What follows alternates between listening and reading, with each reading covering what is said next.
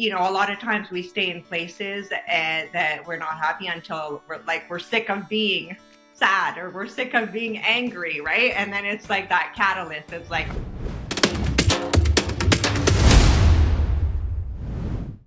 welcome to Finding Your Spark Again. I am so glad you're with me here this week.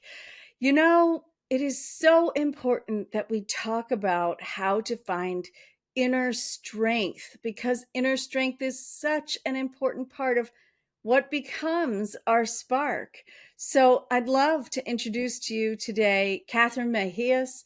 She's a self-empowerment coach, author, and event creator who guides women to take aligned action toward living authentically, no matter their circumstances. Welcome, Kathryne. thank you so much for having me on your show. Oh, my pleasure. I am so glad you're here. I think it's really, really a great topic for us to talk about. And I'm excited to get to hear about your personal journey and of course, your coaching journey as well. So maybe could you just talk a little bit about your profession and how you got into it? Okay. So I'm the creator and founder of Born for More. It's a platform to inspire women to take action on their inner vision, build confidence, and create more self-love so they have that inner strength to go after whatever it is that ignites their soul. So I do a lot of energy work. I work with women one-on-one. And yeah, it's really a community of amazing women that I bring together and that inspire each other. I love that you're talking about the energy of it because there's so much in that, right? I mean, we kind of blow by it and we go like, "Oh yeah, I'm an energy worker," but it's so massive, and I think it's really easy for people who are living their lives who are not studying all of this to kind of have this sense like, okay, well, my words, my actions, I get that those impact things, maybe even my feelings, if they're quite enlightened, right, have some impact. But when we get to this concept of energy, we're really in a different realm entirely, aren't we? We really are. And in the past, it used to be very woo woo. And I find that as the years are going by, it's becoming more, we're grounding this information more, we're utilizing it more in our everyday, and it's becoming more common to talk about it, right? And it doesn't have to be woo woo. I know that a lot of your viewers must know about energy, but for those who are new to it, we create our reality based on our vibration, right? So if we're constantly in a joyful energy, then we're going to attract more joyful experiences. And how we get to that joyful feeling within us is by creating it, right? By not allowing us to dip our energy into those lower vibrational thoughts. And how we do that is by creating a solid relationship with ourselves. So that's the first step. I love that. So this is really not basic. Sounds basic, but it's not basic to say the words a solid relationship with yourself, right? Because that is massive. That people spend a lifetime trying to figure that out, right?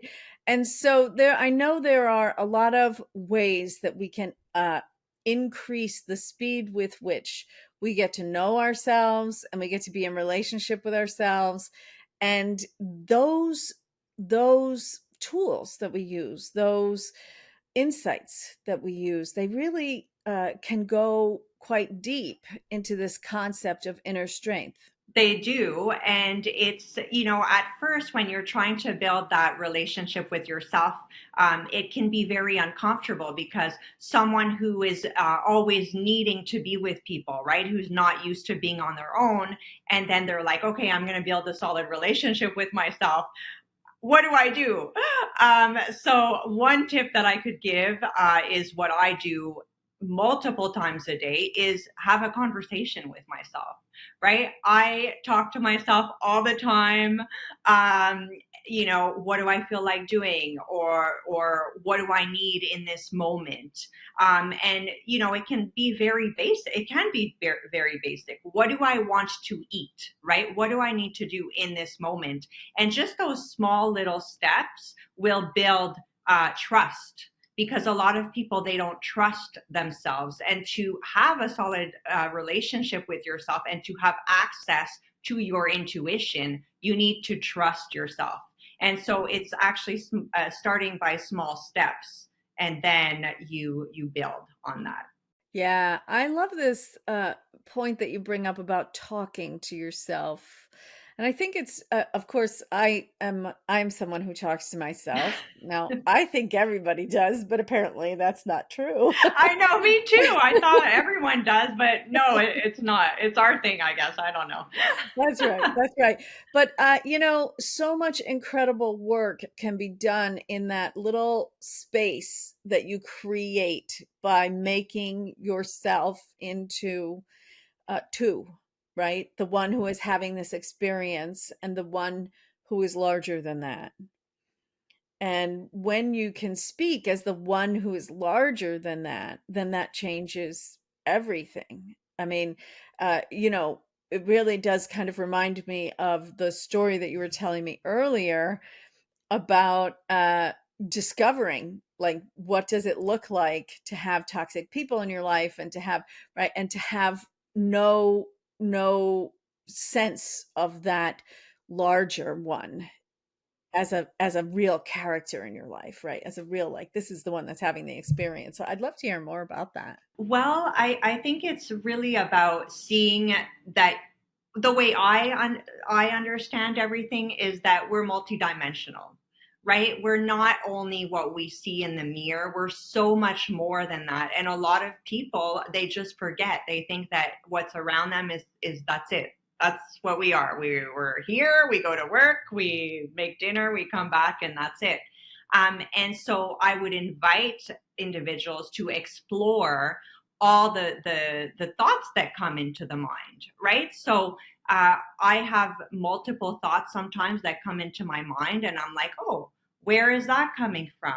Is that mine? Is that not mine? And it's a great way to catch yourself and coach yourself when those limiting beliefs come, right? So let's say, you're trying to do something, and then there's this thought that's like, oh, I'm not good enough. And it's like catching it in that instance, right? So that's why I say build a strong relationship with yourself, and then you'll be more in tune to hear those voices in your head, so to speak. And then you'll be able to say, hey, I hear you.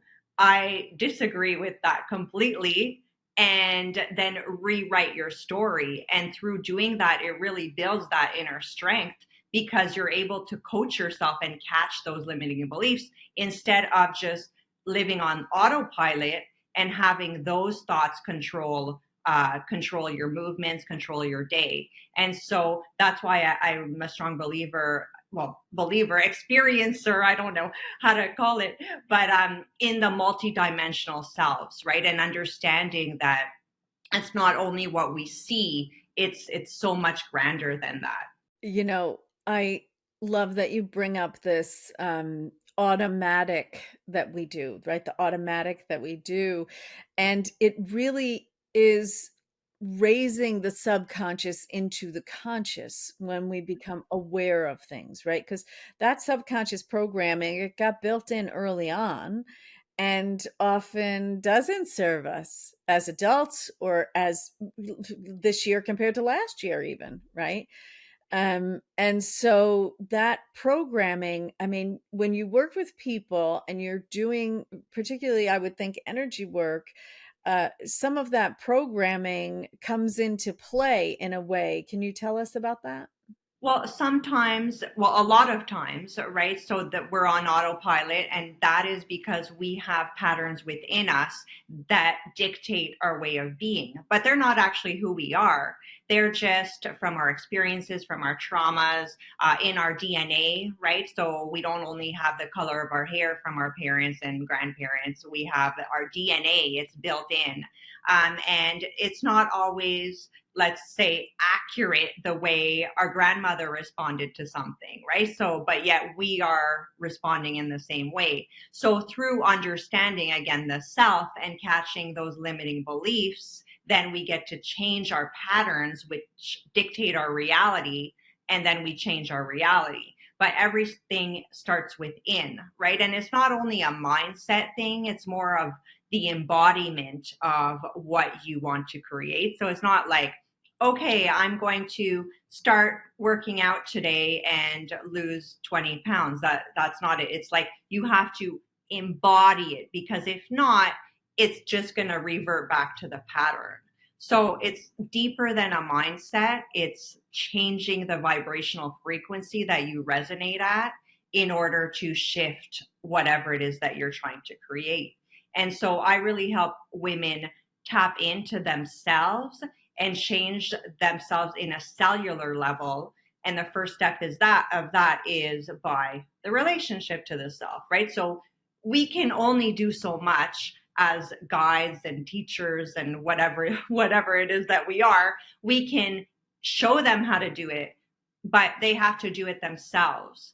And if we do it on the energetic level, they have to do it in the physical. So it's not like I'm doing all the work. I'm just showing women what I've done, helping them tap into their own inner strength so that they know how to do it. And what happens in a session with me is that I bring them up their frequency to a certain level, and then they know, kind of like muscle memory. Okay, I want to sustain that energetic frequency. Now I go back down. What do I have to release? What do I have to change in my life inside of me in order to sustain that higher frequency? So I'm not sure. I kind of went off on a tangent there, but that's what came through. I think it's wonderful that you're talking about that. And I think one of the things that you're kind of alluding to is about our environment, right? Because this is, I think, a lot of times people really struggle with this, is that they get around someone like you or me and they go like, woo, I got this, I got it, I'm good, I'm going back to my life. And then they get 10 seconds or 10 days into their lives and they go like, oh, what happened? How come I'm not that anymore? And so environment plays into that in such a significant way.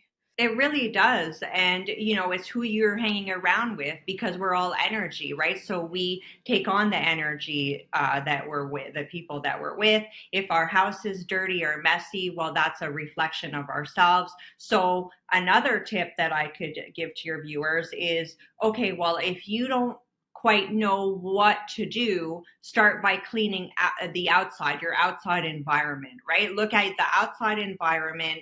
See, is your house clean? Are your friends healthy? Are they helping you? Do you feel good when you go out with them, when you hang around them? Or do you feel tired? How are you feeling? Are you really doing something in your life, like a hobby that really ignites your soul? So, and then bring it back inside. How are you feeling inside when you make those outside changes? And then vice versa. So it's not working only on one side, it's really working on both inner and outer. So I know a little earlier in the green room, we were talking about you have some real personal experience with that in working in different industries, and our environments, when we're in certain types of spaces with certain types of people, can really take a toll. Can you tell us a little bit about that? I sure can. So I went to Miss Canada. I was Miss Quebec. I went to Miss Canada. I had terrible self-esteem. I didn't have any confidence at all. And so I went on stage. I couldn't speak. I couldn't I spoke, but I was very uncomfortable, right? And I always didn't quite understand, why don't I have that self-confidence, right? So always comparing myself to other people, always wanting, maybe what other people had, or kind of going on the outside instead more of the inside. And then what happened is that I started to look into that. So I joined the airlines. I worked for the airlines for a very many years, and during that time, I explored the inner self. Right, so I did a lot of yoga. I took a Reiki certification, angel communication, shamanism, crystal therapy, you name it, in order to deep dive within my soul and try to understand myself better and build that inner strength. However, I was still having low self esteem, which in kind of I attracted toxic relationships, right? So it was a whole learning process. And it's actually a gift because today I get to help women who are in relationships that aren't the best. And I know exactly how that feels. I know how it feels to have low self esteem. I know how it feels to lack confidence and be stuck in a career that did not ignite my soul, even though I enjoyed traveling. I really didn't enjoy being a flight attendant at that time, but I didn't understand or have the inner strength. I guess it's back to inner strength to go and pursue something completely different because I didn't have confidence in myself, right? So then through the years, I kind of built that up, understood myself better, realized I had low self esteem, and saw what that did, right? Saw that I was attracting toxic relationships. So I kind of, now I'm in a very different place in my life where I get to use all those experiences in order to help women feel better and inspire them to feel beautiful from the inside out and take actions on whatever it is that they desire to create, whether it's monetize their passion or just, live a life that they're excited about. I wake up, Donnalynn, I'm not kidding you. I get so excited for the day. I'm like, oh my God, I'm alive. I get to do things that I love. I'm surrounded by people that are aligned to where I am. I keep on meeting people that just, it's synchronicity that they're in the same vibe as I am. And I find that so fascinating. But I wouldn't have been here if I didn't understand, like, if I didn't have all those other experiences, I wouldn't know, like, I guess what I'm trying to say is, I know where I came from. It was quite a long journey to get where I am, but I'm so thankful that I'm here today and I get to inspire women to come along and live life. Yeah, I am always really grateful when someone who's walked through something difficult and long goes into the world and says, "Hey, I'll show you the way. I not only know where all the pitfalls on that trail are, but I saw another trail that goes the short way, and I've got that one too, And I think that's a real value in the world to be able to point the way and to keep people on a trail of going in a direction of for your clients of some inner confidence, but also for inner strength, right? That piece of it where we have the resilience that we're looking for. Now, earlier you talked about talking to yourself, and what resonates for me in this part of the conversation about that is about words, right? Is about how we use our words with ourselves. So I'd love to just kind of explore that topic in regards to how we build our inner strength. We are so often we have these um ideas that are like, "Oh, I'm no good at that."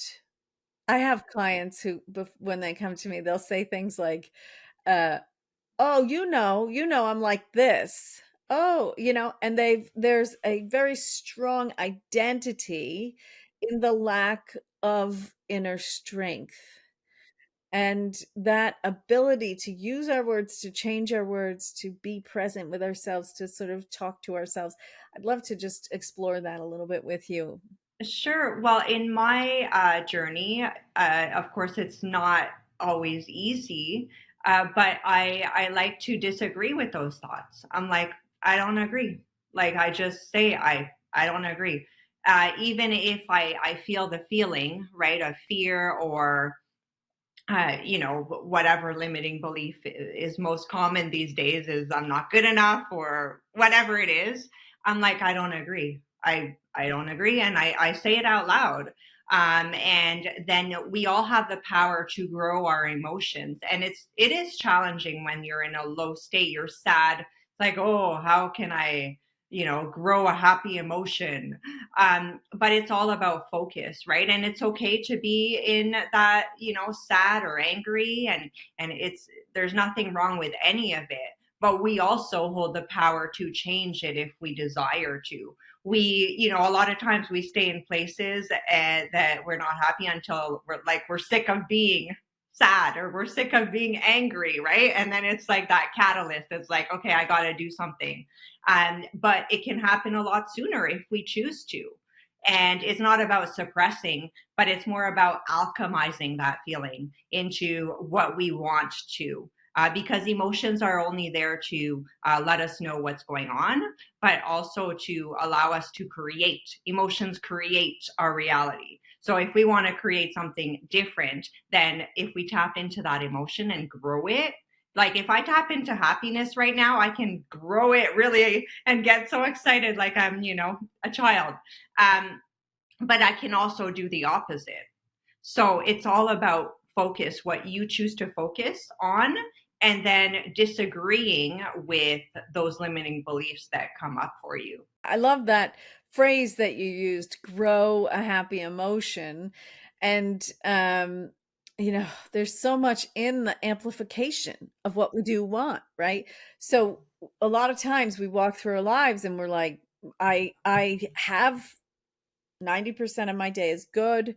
This went wrong. I got to figure out how to fix it. I should talk to that person. That's really uncomfortable. I don't want to talk to that person. I wish it would go differently. It always goes the same way all the time. Right. And we do this thing where we're focused in on the 20 minutes of the day that weren't going in the way that we want. And we believe societally that's how you fix things, right? You diagnose a problem and then you go in there and you extract the problem and you stuff it with something else, right? And this thing that you're talking about in terms of growing a happy emotion is so pivotal, right? To say, okay, that happened. I'm sure an answer is going to come to me on that. What about those other 23 hours and 40 minutes is worth focusing on in order to amplify that good feeling? And that's such an important piece of that inner strength, right? Because the strength is in the joy. It really is. And I use joy as my inner compass. What brings me joy? How can I create more joy so that I could attract more joy? Right? So if you are joy, then you're going to attract more situations that create that energy. So in order to sustain that amazing life, you got to be in that higher vibration and you got to stay there. So focus on it and then attract more of it. It sounds so simple, and it's like going to the gym. It's like you're in grade 1, you want to go to grade 2 to grade 3. They're just different steps to building your muscles or building your knowledge, and then once you get it, it becomes a way of life. It just becomes easy. But maybe, like, for myself, I'm speaking about, and many of my clients, it is quite a process to kind of wrap your mind around it. But I always tell people it's not about the mind because it's not logical, right? The mind doesn't really understand any of it. It's like drop in your heart, put it in your mind, and then drop that information in your heart and then live from your heart space. Lovely.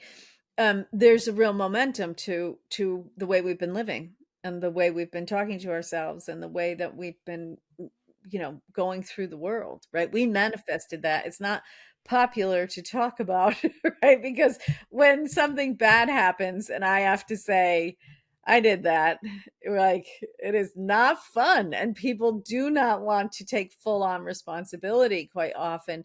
But when we take full on responsibility for the experience of it, right? Of course, I don't have responsibility for other people's actions, and there are limits to what we're talking about. But when we're fully responsible for ourselves, that changes everything. And then that momentum that got us where we didn't want to go takes time, doesn't it? To go in this other way. It does, but also you can use all those things that quote unquote didn't go right to your advantage, right? Because when you have that awareness and you have that responsibility for your life and yourself and your actions and your energy, then you can use all those things. Okay, that didn't go right. What is it inside of me that allowed that to happen? Right, so what is it inside of me that kind of has that that needs healing or that doesn't understand something, right? How can you use every situation in order to propel yourself forward instead of drag you down? And that's the difference between how someone overcomes a major trauma or a major challenge, is that they use the trauma or the challenge as an opportunity to propel themselves forward instead of the other way around. One of the questions I was going to ask you, I think you just answered. That's why I was thinking about it for a minute. I was like, hang on, I'm not going to ask that. And basically that question is, in case there's something more you want to say about it, that question is, when we think about this from a day-to-day living standpoint, there are some nuanced changes that we've been talking about here today. But when we think about it in terms of walking through something very dark, my listeners already know that there was a period in my life where everything fell away from me, right? Uh, and it could have been a very, very dark period for me. And in a way, it was certainly a very unstable and unknown period for me, right? And when we walk through things that are dark or unknown or scary or worrisome, that are big, are there tools that we should be using during that period to find that inner strength that are different than the ones that we've been talking about today? Well, I think again it's using those situations and experiences in order to understand the deeper parts of ourselves, right? And it brings on to attachment. And of course, if you have, if you lose a child or a person or something, you have that attachment to that person. But it's like it's not about disconnecting or forgetting, but it's about understanding that there's like a grander plan to all of this. I always like to say there's a grander, it's not like just about that situation it's or experience. There's something grander. And we have to remember that we are all, right? We are part of all of it. And once we take that approach, I feel like it becomes easier than, I'm small, there's this person, and we're so tiny. But once we're all one, then it kind of makes it easier to move forward. Wonderful. Well, I really appreciate you talking to us today about this, and I would love for everybody to be able to get in touch with you. Sure, they can follow me on Instagram, which is Kathryne Mejias. And I also have a website, which is born-for-more.com. I also have a book called Born for More, Connect Your Inner Goddess and Live Your Best Life. I offer one-on-one sessions and my Born for More All Access program. And if anyone has any questions, they can reach out to me, and I'd be happy to have a chat about what I do in more details. Wonderful.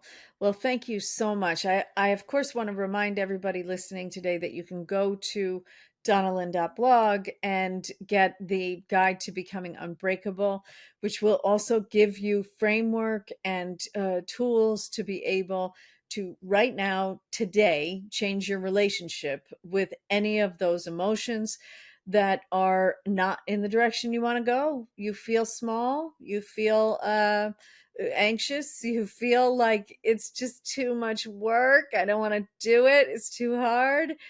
all of those are dealt with in there, in addition to, of course, depression and sadness and other anger, other emotions that are quite a bit larger. So grab that at donnalynn.blog, and I'll see you next time.